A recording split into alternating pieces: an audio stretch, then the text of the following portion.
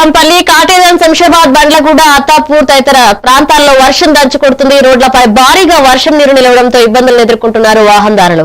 ఈదురుగాలులు, ఉరుములు, మెరుపులతో జోరుగా వర్షం పడడంతో ప్రజలు బయటికి రావాలంటే జంకుతున్నారు. రోడ్లపై జలమయమై భారీగా వర్షపు నీరు చేరడంతో వాహనదారులు ఎక్కడికక్కడే నిలిచిపోయారు. అత్యవసర పరిస్థితి ఉంటే బయటికి రావాలని వాతావరణ శాఖ హెచ్చరికలు జారీ చేసింది.